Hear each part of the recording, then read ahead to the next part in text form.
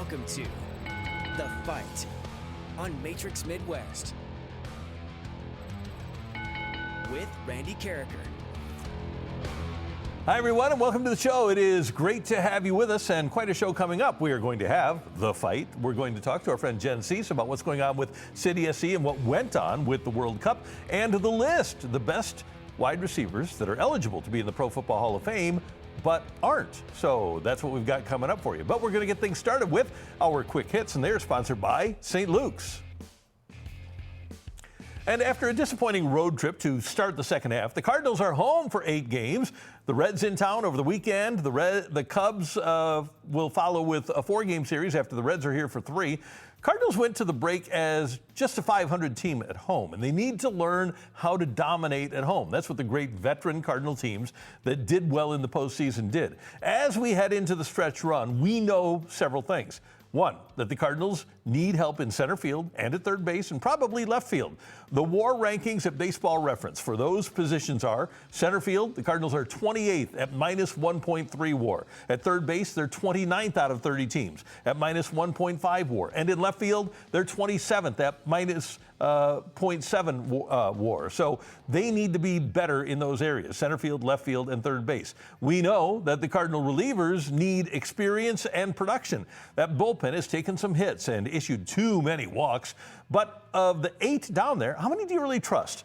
They need to be better in the bullpen. And we know that this team will compete with what we just told you, with the bullpen being what it is, and with 3 members of the lineup basically being non-factors.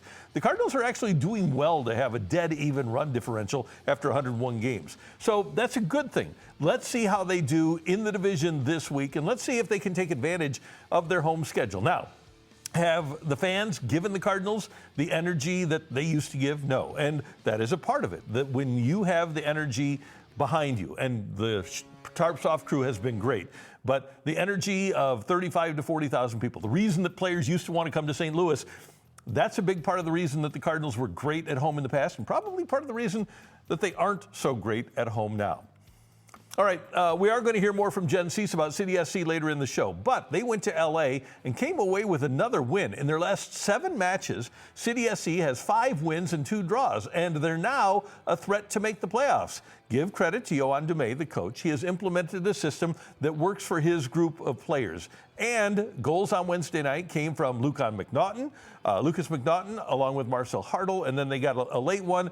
LA Galaxy scored a late garbage goal, but this team now, St. Louis City SC, is playing within a system that they really didn't play within early in the season and really didn't play within during the course of the 2025 campaign as well. One thing that Dumais has done is brought accountability to the players. And we all thought that when they traded João Klaus that it was going to be a mistake. And it might wind up being a mistake. But one thing about this team that I see, it's definitely more athletic. And they've added a new player now. They've added new players during the transfer period. And they seem to have a plan now. Corey Ray, the director of sports, and Dumais seem to have a type of player that looks like and runs like and feels to us like a City SC player. I think they just had a collection of guys before. And I think everybody now agrees that it was flukish that they won as much as they did in their first year. So they had to rebuild. They had to basically go back to the bottom and start over with a new expansion team. They've done that, and they've been very impressive. I'm really liking what I'm seeing from City SC. Looking forward to them beating Colorado on Saturday night, Stan Kroenke's Colorado, and continuing this streak and maybe even getting into the playoffs. I don't think it's out of the realm of possibility that City SC could make the playoffs. If you would have asked me a week before the World Cup break, is there a chance that the City SC could make the playoffs? I'd say no way in hell. But now, with what they're doing, I think that they're capable of it. So I'm impressed. And by the way, every Tuesday night, you can watch a replay of City SC's most recent game right here on Matrix Midwest. Tuesday, we're the only free over-the-air station in the country that provides that. You can see City SC's replays right here on Matrix Midwest. All right, in her first game since double ankle surgery during the offseason, St. Louis and Incarnate Word grad Napheesa Collier had a double-double in her return to action with the Minnesota Lynx. In her first game since September, Collier had 24 points on 9 of 20 shooting and 10 rebounds in just 22 minutes of play in the Lynx's 86-76 win over Seattle. I was just so excited. It was just like, I felt like a kid in a candy store. I couldn't wait to get on the court, to get with these guys. I don't know, just a lot of excitement. Like, I was just really just happy to be here. I feel like I got my feet under me a little bit. Obviously, it's just like a year of pent up excitement. So I think there's a little bit of settling in, but my teammates always have me. They always have my back. Like, they're encouraging me throughout this whole process, today included. So I knew that they had me no matter what. So I was just happy to be out on the court with them again. Nafisha's foundation built at Incarnate Word. Then she went to UConn, where you're going to get really good coaching from Gino Auriemma. And now in the NBA or WNBA, like she says, she's got a great program around her. She's a 5-time All-Star, a Defensive Player of the Year, but the Lynx were a league best 22-6 without her. And now they get Nafisha Collier, one of the best women's players in the world, back, and they're going to be scary. Now, one other note about Nafisha Collier, and you talk to people that have been around her, she is just a great representative of our town, of Minneapolis, and of the WNBA. And I'm glad that she's back and healthy now, and hope that she has a successful stretch run. NFL training camps are underway, but the Kansas City Chiefs did some things off the field. They unveiled renderings of their new $3 billion stadium in Kansas, and it looks beautiful, doesn't it? The pictures are great. It'll be ready for the 2031 season if all goes well. But what I hear is that Kansas, the state of Kansas, is going to pay $1 billion more to bring the Chiefs to Kansas than Indiana is planning to spend to bring the Bears to that state. Now, independent financial analysts and researchers estimate that a full, long-term nominal burden on Kansas taxpayers will actually reach roughly $6.3 billion over the next 30 years. This extended figure accounts for debt service and interest on the multi-billion-dollar bond issuances, permanent property tax exemptions, as the facility will be owned by the newly created state entity, the Kansas Sports Facilities Authority, and ongoing maintenance and repair. Just like with any stadium, those commitments are funded heavily through state sports betting revenues. So while Kansas is going to have the team, do you think anybody in Seattle or anybody in Los Angeles or anybody in New York or anybody in Charlotte is really going to care when they watch the game that it's in Kansas City, Kansas, rather than Kansas City, Missouri? I don't know that this is really going to benefit Kansas tremendously, unless, of course, they can become a regular participant in Final Fours, and they aren't going to get into the rotation for Super Bowls, but that would help generate those revenues. But $6.3 billion over 30 years, that's a pretty big expenditure to bring a sports team to your state. Hey, one of the big stories of college football's offseason was Clemson coach Dabo Swinney's detailed account of Ole Miss tampering with the Tigers linebacker that the Rebels got. When asked about that at SEC Media Days, Ole Miss coach Pete Golding as much as said, "So what?" Let's not act like recruiting in college football for the last 100 years is the most moral thing, right, that's ever been existed. I mean, like, what are we talking about here? So I'm really not going to get into my feelings, and I know how I've been educated to answer this question, right? Does that make sense?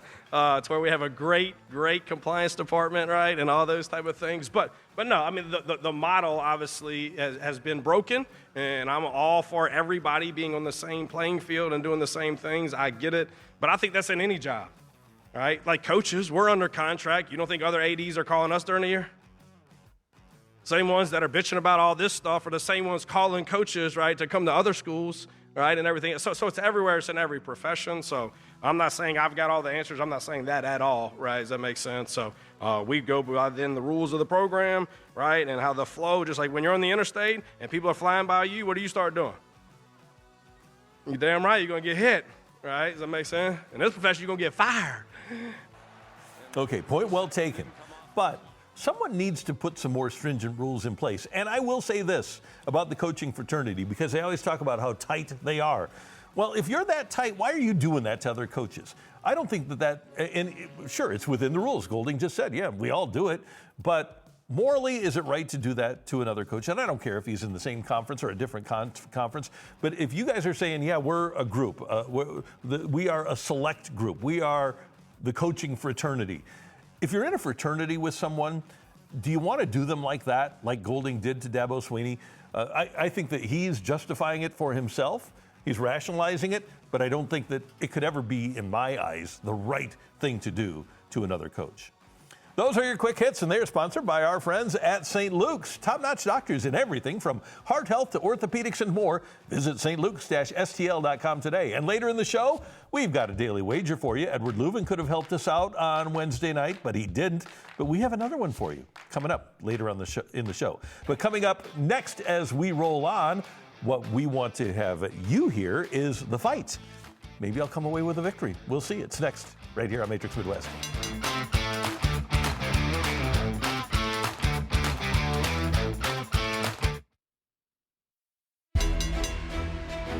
Welcome to The Fight. I'm Director Tyler, and it's that time of the week, time for the Mega Mind. The master of all things trivia to flex his brain muscles, Randy Carricker in the green room. Randy, how are you today? I'm doing well, Tyler. It's always good to be with you, and always good to try to get a win in the fight.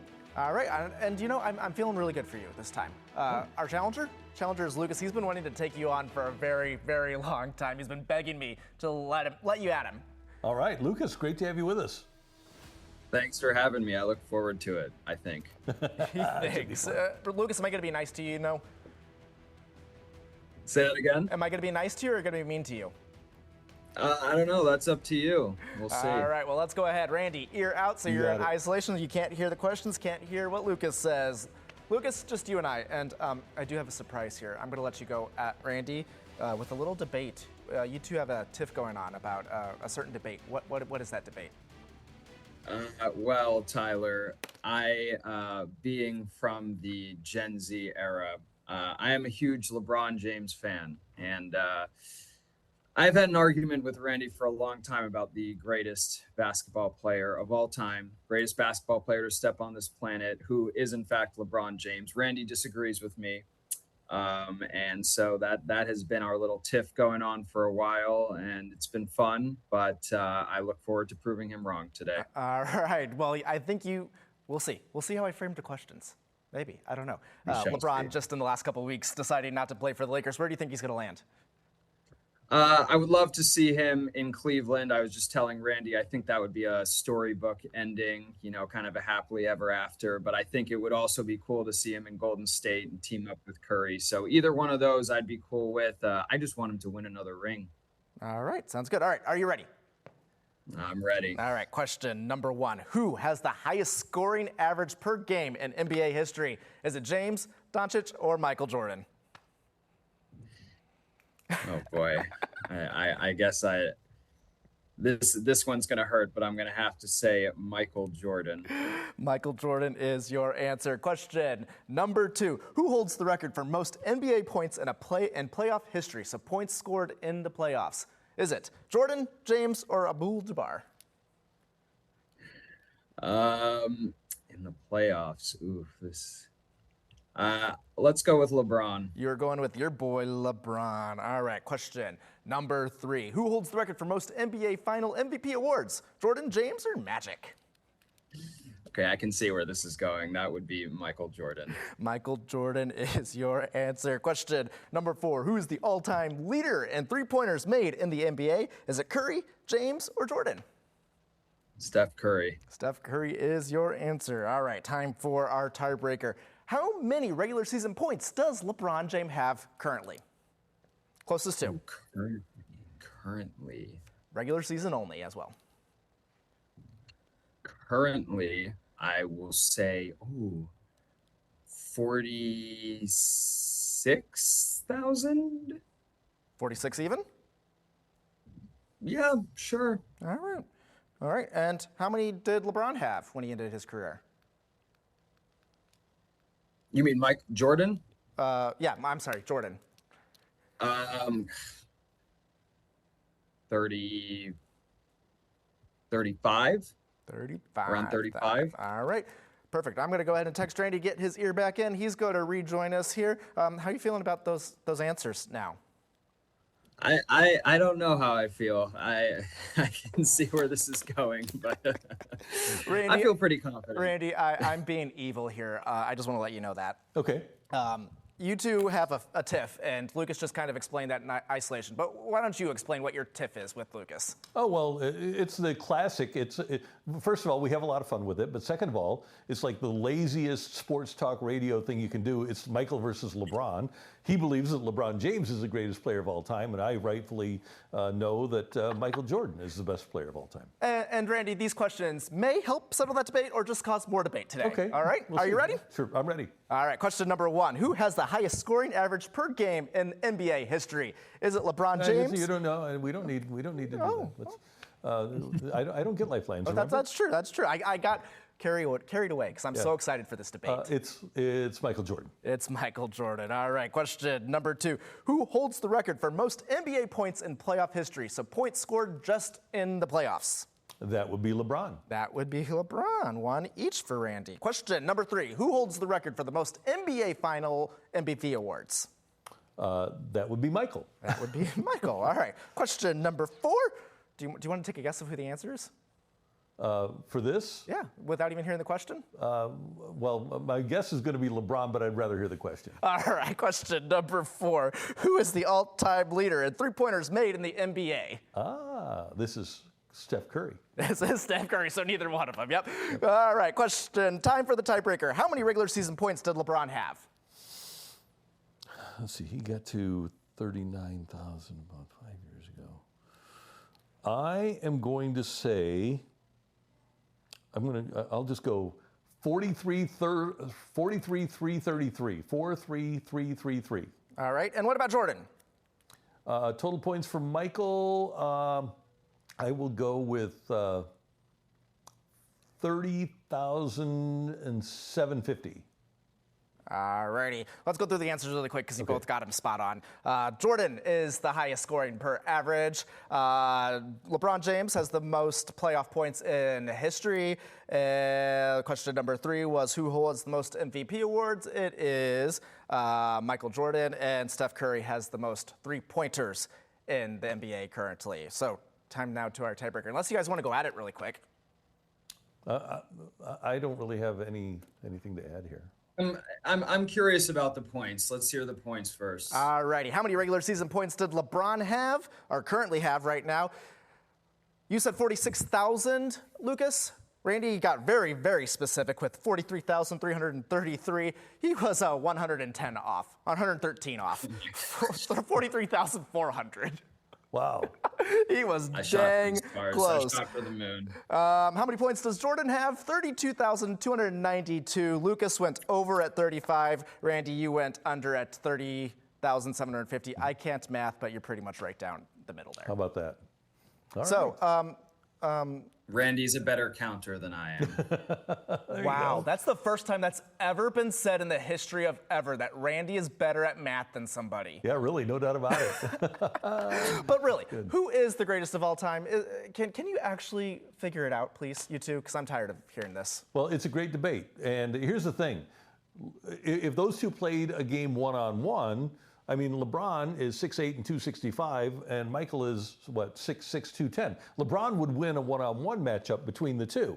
But in terms of having an effect on your team winning, willing your team to win, refusing to lose, then you go with Jordan. So it's two different answers. But in terms of the best player in the NBA, the guy who's led his team to the most victories, and I think we can all agree that one fulcrum is the difference maker for an NBA team, like Magic was for the Lakers or like Larry was for the Celtics. I think Michael was a better fulcrum, going 6-0 in finals and leading his team the way he did. He was a better overall NBA player than LeBron James was. Lucas? This is going to make me sound kind of soft, but I think this debate, there's no other GOAT debate like a basketball GOAT debate. I feel like it's more clear in other sports.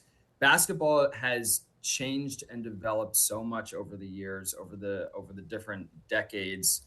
And that one-on-one question, I've heard it before, like who would win on a one-on-one? Well, that's the one who's the GOAT, which is not true. I'm a firm believer in the supporting cast, the opponents, the level of competition that they were going up against during their time, during their prime. And I simply believe that the Jordan supporting cast, because a lot of people argue, well, LeBron made it to so many finals and won, barely, not even half of them. 4 and 6. The supporting cast around him was not the same as the Jordan supporting cast. It was a different time. There were far superior opponents in the league. And yeah, I know Michael Jordan's the ultimate winner, blah, blah, blah. He never left the gym. How many players in NBA history can we say that about, who just didn't get it done? There are other factors that play into it. I will give Michael Jordan credit for what he did to the NBA in terms of like the global marketing and making the league extremely popular, bringing basketball around the world. LeBron did not have that same impact. But again, it was a different time. And I just think, you know, you flip those two guys, you put LeBron on those 90s Bulls teams, you put Jordan on the 2010s Cavs and Heat teams, and then the Lakers team more recently. Not much changes. I think LeBron would still get those finals, those three-peats. He would get the finals MVPs. Jordan would struggle against the teams that LeBron had to face during his finals matchups. I could go on and on. I mean, we could go back and forth. That's just what I'm going to leave. And my only question would be, when did you ever see Michael Jordan struggle? In the film that I have watched. When he had the flu. YouTube wait, never videos. mind. He got through that too. Okay. I have seen Michael Jordan struggle against teams like, you know, the Knicks, the Pacers. Did he come out on top? Yes, but again, you're comparing some of these teams to arguably the best basketball team ever assembled in the Golden State Warriors. You know, you've got teams like the San Antonio Spurs, who were just probably the perfect basketball team if we're talking about mechanics and just the beautiful game itself. Okay. One other quick question. I know. Who was the alpha? Who was the best player on the best basketball team ever assembled? The best Olympic basketball team Best ever. basketball team ever, yeah. Basketball team. That would You guys be wanna know Michael what I think? Jordan.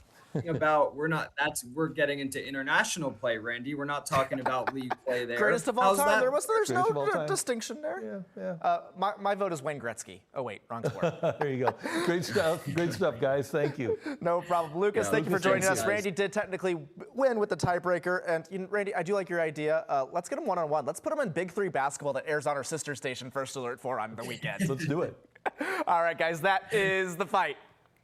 And if you would like to participate in the fight, all you need to do is go to matrixmidwest.com and fill out the form, and we'll get in touch with you. And hopefully you'll be able to play against me. We record on noon Wednesdays and obviously air the fight on Thursdays. You can also email us at thefight@matrixmidwest.com. All right, time now for our weekly visit with City SC radio analyst Jen Siess, who is back at it after the World Cup break, and City SC is doing really well. And there is Jen right there. And as we record, she had a very late night doing radio for the City game at LA. So thank you very much for taking some time with us.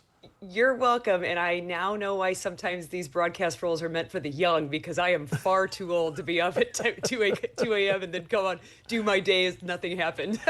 Well, let's start with the win. A 3-1 win at LA Galaxy and a 7-match unbeaten string now. What's the difference, Jen, in this team now as opposed to what it was early in the season? Well, I think it's a multiple of factors, right? So one, Yohan Demey has figured out where his roster has strengths, right? He inherited about 80% of this roster to begin with. So these guys may not have been everybody that he would have recruited. So he's figured out where their strengths are. He's fit them into the desired system that he wants to play of a structured, intentional press. And then now that the guys have figured it out, creativity has now come alive. That combination play that we saw against SKC, we saw it more last night against the LA Galaxy, Hartle, Betcher, Leuven, getting creative in the box has really shown up. And of course, now it's turning into goals. And let's not forget to call it the defensive backline. The backline 3, and then of course the 2 wingers coming back to defend have been really resilient. Pawara, Baumgartel, last night it was McNaughton. They all did a great job. So I think Yohan Demey has helped them understand what he wants and how he wants to do it. And now the guys are executing that to close out games and make sure that they can press on that and then press on the triggers and keep those games closed out. The funny thing part about Randy last night, when Yohan Demay talked in the press conference, he's still not happy. He was very clear that he'll take the result, but there is a lot to improve. So he's going to keep pushing them. Well, and it appears that there is more meat on the bone, that they can get more out of it. But I thought that was the best win of the year. Yeah, for sure. It was the most dominant one for sure on the road when it comes to the result, right? It wasn't like a barely there. It wasn't a comeback. It wasn't an almost tie. It was solid. So before City survived on the road, and I would say this time they thrived. They took those lessons from the SKC game where they let down and then SKC came back. We thought it was going to be a draw. They took those lessons. They didn't happen this time. Marcel Hartel slotted that one in the extra time of the first half. So, they go into the halftime leading by 2 goals. And they really took advantage of what the game gave them. Game gave them Amiro Garces, got a double yellow, red. LA goes down for almost the entire second half, and basically City strangled them out. A new player for City, Alexandru Meitan. Tell us what you know about him. Yeah, I'm interested to get to know him a little bit more. A 26-year-old Romanian attacking midfielder. He signed through the 28-29 season after requiring the first right of refusal from Columbus Crew. So he's proven MLS championship pedigree. He was part of the 2023 MLS Cup, the 2024 Leagues Cup. When he was with Columbus with Corey Ray and Yohan Demay. He's not going to need any adjustment time to Yohan Demay. He knows him. The kind of player he is, he's dynamic. He's brave in 1v1s like you need in the midfield, progresses the ball centrally. He can really help also break down those low blocks like Marcel Hartel, Simon Betcher, and Edward Leuven have been doing. Also, Alexandru Meitan is not afraid to do that micro passing and get really creative to break down those low blocks. So he's got some speed, provides some depth and creativity. We've talked about City getting a star. Does he have those qualities, those star qualities? I think it depends on what you look for in a star, right? So if you're going to look for a Song Heung-min who comes from, Tottenham, it's going to be a little bit different. But he is somebody that's explosive and he's dynamic. But he is a combination also player. You're not going to find him doing everything all on his own. He's going to work with his team and be that. So if that's a star to you, and that for me is my personal favorite soccer player, is somebody that works in combination with others because it's a team sport, I think he's going to provide some of that spark that the team's looking to also continue to add. All right, let's go back to the weekend, Jen, and you were watching intently the World Cup final. What did you think? I know, we were texting. The whole game, yeah. Yeah, Argentina was completely suffocated. Honestly, there was a tactical dominance and emotional maturity of Spain as well. So we got to call that out. Spain, we already knew coming in, was tactically dominant. They're the most cohesive, beautiful soccer playing team of the entire tournament. And they didn't choke at the end. They could have. They had 2 goals stripped away from them by VAR. They could have let down there. They didn't collapse from that, and they didn't fall into that low block that England did. They didn't let Messi get close to their goal. They kept the press high. And they also stayed brave against Argentina's chippy, gritty play. Argentina led with physicality. You typically do that when you have a superior opponent, and Spain didn't break with that. So they saw the game through extra time. They continued their kind of play. They matched physicality when they needed to, and they were able to go ahead and finish out the game, and it was a beautiful win. And it's not like Argentina had no chances. They might have had 1 or 2. Yeah. But why couldn't Messi and Argentina break through with even a shot on goal in the game? That's unbelievable to me that you can play that long, 2 hours, and not even have a shot on goal. Yeah, well, of course, it doesn't happen later when they go down by a red card. So that was later, though. So there was an entire game, you're right, that Messi could have gotten creative. The thing was that Spain didn't let the ball get to Messi very often. And if it did, they had 1, 2 players on top of him, and they made sure everybody else was choked off. So some of Messi's greatest strengths are he can do it alone, but then when he draws 2 or 3 defenders, he knows other people are open. Somehow Spain was able to cut off those channels to him, and they were able to then pounce on those channels that were open when they did have to overload Lionel Messi. So overall, Spain moved the ball beautifully. They didn't let any runners stretch the space behind their defense for Messi to get in there as well.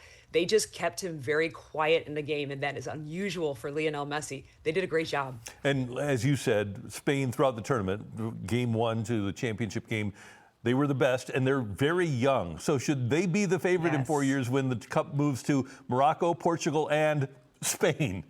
Yeah, right. So they're going to have kind of the same trifecta of a tournament that we had here on the North American continent and South American continent on this side of the world. But yeah, their question, their Lamine Yamal, Kubarsi, Pedri, Williams, they're going to be really in their prime by the time the next World Cup rolls around. So they're really reliant. They were very mature for their age that they were in this World Cup. But I think what we're going to see is those that are coming into their own, they're going to have that maturity that a Lionel Messi has, that they're going to have that maturity of those players that are ready to see that through, and their performances are just going to get better. And of course, like you mentioned, they're going to have home soil advantage with their crowds behind them. And I'll tell you, no shade to the United States crowds. They were absolutely amazing.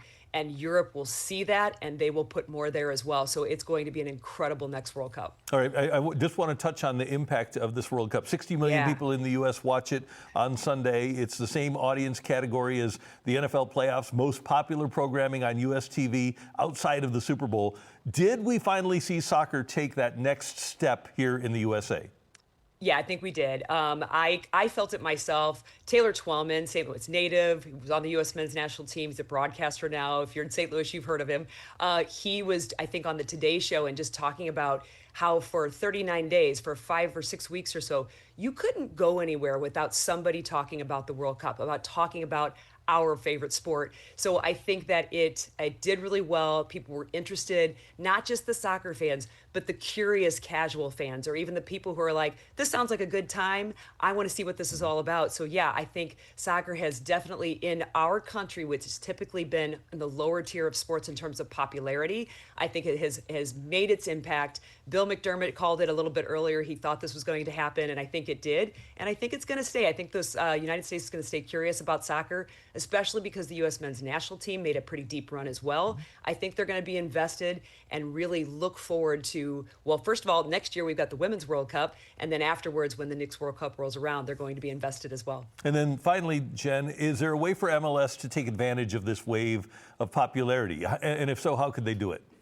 Yeah, so they need to stay involved with making sure that MLS rosters, right, hold elite players. They also have to be involved in, I think, staying involved with U.S. soccer as well, in growing U.S. soccer, growing homegrown United States players as well. So they need to capitalize on that, and then also take advantage of what they're going to do is align with the rest of the world on their league. And the way the league is going to play is like the rest of the world. So we're not going to have those times where we're not playing when the other side of the world's playing, they're playing when we're not playing. We're going to have the same transfer windows. We're going to have the same schedules for the most part. And we're going to see soccer take its rightful place in this country along with the rest of the world. So I think if the MLS continues to capitalize on that, continues to bring in and promote players that are exciting, that can make their way to the national team, people are going to take that league follow and they're going to follow it into the national game and vice versa.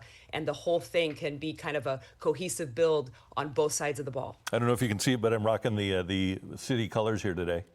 Yeah, I wear my away kit. Oh, well done. Okay, we're a team. Thanks, Jen. Appreciate it as always. Great Thanks, work. Randy. And it's fun to have you back on the radio with the World Cup break over. And great job for the broadcast for City and LA Galaxy. And we'll hear you next time. That's right. Saturday, a game against Colorado Rapids at home. All right, got to beat them. Yes, 100%. Welcome to the humidity altitude. Right, there you go. Thanks, Jen. That's Jen Siess, and of course you can hear her before every game and at halftime of every St. Louis City SC broadcast on Y98, so looking forward to that. All right, coming up as we roll on here in The Fight, Larry Fitzgerald is getting ready to go into the Pro Football Hall of Fame. We've got the best wide receivers not in the Hall next in The Fight.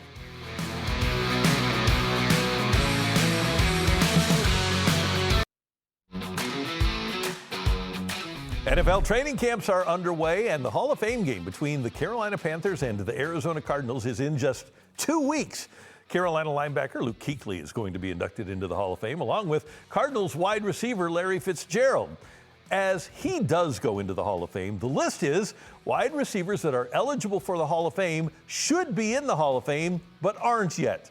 Let's start with our number 6. It's Henry Ellard, former St. Louis Rams receivers coach, former Los Angeles Ram, played 16 years in the NFL, 11 with the LA Rams, and 5 with the Redskins, and 1 with New England. Before the NFL was a passing league and playing on primarily running teams, Ellard was a 2-time first-team All-Pro, and even now is 15th all-time in receiving yards and is 41st in catches, and is tied for 67th with 65 receiving touchdowns. Now, who's he tied with 65 receiving touchdowns? Only Hall of Famers Michael Irvin, Sterling Sharp, Bobby Mitchell, and Charlie Joyner. One other Ellard tidbit. When he retired, and I think this is a key, when you can go apples to apples, he was 3rd in all-time receiving yards with 13,777. He was 6th in all-time receptions at 814, and he was 9th in all-time all-purpose yards at 15,718. Against the people that he was playing with, in the era that he was playing with, he was absolutely putting up Hall of Fame numbers, and Henry Ellard should be in the Hall of Fame. All right, number 5, Anquan Boldin, woefully underrated, arguably the best receiver in the league at times during his career. His 1,076 catches ranked 10th all-time and are more than any receiver not in the Hall of Fame. And only Steve Smith and Reggie Wayne are non-Hall of Famers with more yards. Boldin was a difference maker. He could body up anyone, and he had 82 touchdown catches, more than James Lofton, more than Irvin, more than Andre Johnson. He was Offensive Rookie of the Year and a 3-time Pro Bowler. He wound up his career with Baltimore, where he won a Super Bowl. He was a great, great player, and somebody that's not talked about enough for the Hall of Fame. That when you're top 15 in pretty much every category in the history of the league that's more than 100 years old, you should be in the Hall of Fame. All right, number 4. Hines Ward, the best receiver on a couple of Super Bowl winners with the Steelers in 2005 and 2008. Ward finished his career with exactly 1,000 catches. He had 85 touchdowns and better than 12,000 yards. And when he retired in 2012, Ward was 8th all-time in catches. He's 18th now. 14 years later, that's how the game has changed. And Ward was probably the best blocking wide receiver the league has ever had. One of 2 players, Jerry Rice is the other, with 1,000 catches and 2 Super Bowl rings. Ward was Super Bowl MVP, and the Steelers went over Seattle after the 2005 season. And he is our number 4. By the way, he could have played a couple of more years. When the Steelers released him after his 14-year career there, he said, I don't want to play anywhere else. I want to be a Steeler for life. His numbers could be better, but he was loyal to Pittsburgh and loyal to the Steelers. Number 4, should be in the Hall of Fame, Hines Ward. Number 3, Reggie Wayne. He gets grief for playing in a passing offense like the Rams guys, but that offense had fellow Hall of Famer Marvin Harrison across from him for a good part of his career, and another Hall of Famer, Edgerrin James, catching passes out of the backfield. With that, Reggie Wayne is 11th all-time in catches and 10th all-time in yards. A 6-time Pro Bowler, a 3-time AP All-Pro, and an AP All-Pro first-teamer in 2010. One of the best ever. Should be in the Hall of Fame. And Reggie Wayne, by the way, was not just catching passes from Peyton Manning and not just catching passes from Andrew Luck. He had to catch passes from the likes of Jacoby Brissett when he went in there, and some of the other quarterbacks that they tried to fill in for when Andrew Luck was hurt. He was a great receiver. And for me, he's right there with our number 1 guy as a person that should be in the Hall of Fame. All right, our number 2 is another guy that's really underrated historically. And maybe it's because of his personality. He was a guy that had a big mouth, but man, could he play. Steve Smith, 8th all-time in the NFL in receiving yards. And the 7 ahead of him are all in the Hall of Fame now. Smith was a game breaker who made quarterbacks better. He caught 1,031 balls, and a lot of them were like this, and that's 14th all-time, and scored 81 touchdowns, 4th all-time. How he isn't already in is kind of incomprehensible, but it's true. Steve Smith goes to Baltimore, and he had actually announced his retirement, tore an Achilles, and he didn't want to leave the game and didn't want to leave Baltimore that way. So he battled back, rehabbed from the Achilles, and had one more great year before he did retire. Steve Smith of the Panthers and Ravens, he's number 2 on our list, and I think you know who number 1 is. Torrey Holt. From 2000 to 2009, for the decade, a decade where Randy Moss and Terrell Owens and Marvin Harrison and the guys listed above mostly played, Holt had more catches for more yards than any of them. We've mentioned throughout how receiving records have gone down like bowling pins over the course of time. Example, when Holt retired, he was 7th in receiving yards all time. Now, he's 27th. Here's one for you. Everybody eligible for the Hall of Fame, whether they're in or not, Of all of those players, Holt is number 2 in receiving yards per game with 77.4 per game. Of every person eligible to be in the Hall of Fame at the wide receiver position, there's only one guy, Megatron, Calvin Johnson, who averaged more yards per game than Torrey Holt.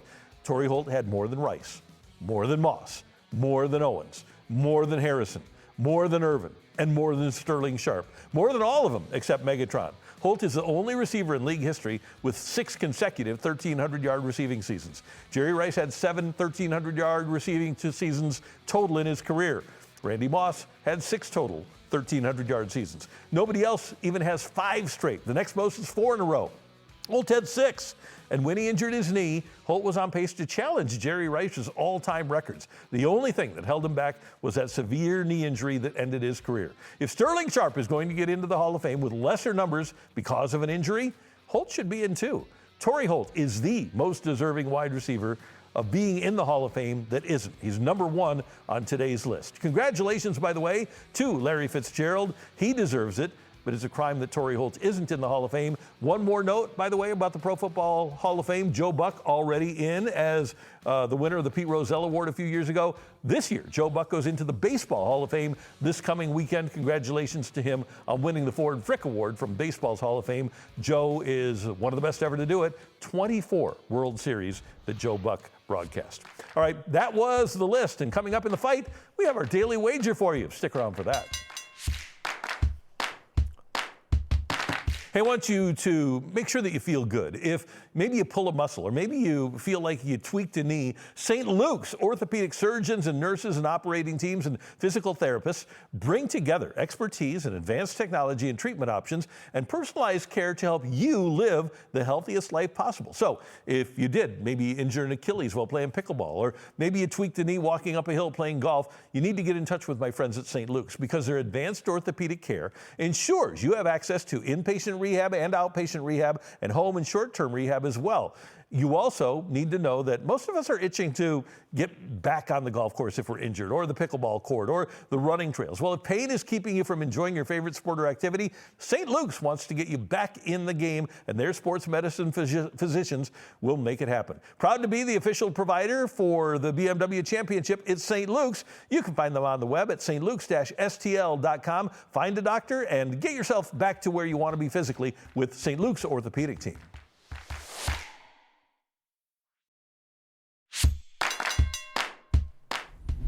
All right, it is time for us to bring you a daily wager. And on Wednesday, we had Edward Leuven to score a goal for City SC. He did not score a goal. They scored 3. We'll take it, but we didn't like losing the bet. So we're going to look at the 3M Open in Minneapolis this weekend. And I know that we have played Scotty Scheffler a lot this year, but Scotty Scheffler's had a lot of top 5s for us. Now, he's minus 310, but I think that we're about ready to see Scotty Scheffler take off. He played really well on Sunday at the Open, and I believe that he is ready to win against a lesser field. Most of the big names aren't playing this weekend because they played in the Open. They don't want to come back from London and play, but Scheffler is committed to the PGA Tour. He's playing this weekend. I'm going to go with Scotty Scheffler at plus 164 to be the outright winner. By the way, number 2 on the board, how about this? Emiliano Grillo is plus 1225 in second place. Scotty is at plus 164 to win. So he is what we call a prohibitive favorite. So let's see what we can get with Scotty winning at plus 164. We'll put $100 down on that, and we'll take home $264 when Scotty Scheffler wins the 3M Open in Minneapolis. All right, that's our daily wager. Coming up, we have today's fun fact, plus we have this date in sports history, and don't forget, we'll have story time with Uncle Randy, too. Stick around.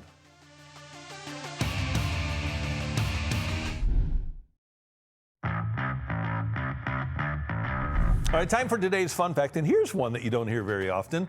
Tiger Woods is historically underrated. You know, we made a big deal last year of Rory capturing the career Grand Slam at the age of 35, becoming the 6th player to do so. Gary Player was 29 when he did it. Jack Nicklaus was 29 when he did it. Tiger, 26 years ago, won the career Grand Slam at the age of 24 when he won the Open. And amazingly, he'd win each major at least 3 times. 5 Masters, 4 PGAs, 3 Opens, 3 U.S. Opens, and 3 regular Opens. I don't think we talk enough about what an incredible prodigy he was. We'll never see that sort of golf dominance at that age again.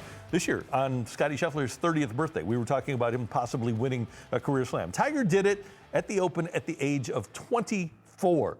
That part of his career, and we talk about him a lot, he's the greatest of all time, but that part of his career that he did it at such a young age is really underrated.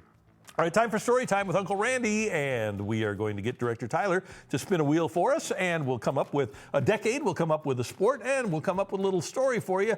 And let's go with the 2010s. So 2010 hockey, 2010 to 2019. Okay, I'll tell you what. One of the great players in the history of the St. Louis Blues was David Backes, and nobody was more committed to the Blues than David Backes. And their best chance to win a cup with David Backes on the roster, the Blues' best chance, was in 2016. And they go to the conference finals against San Jose, and Backes gets banged up a little bit, and he's got a foot injury, and they go to San Jose, and they lose the last game.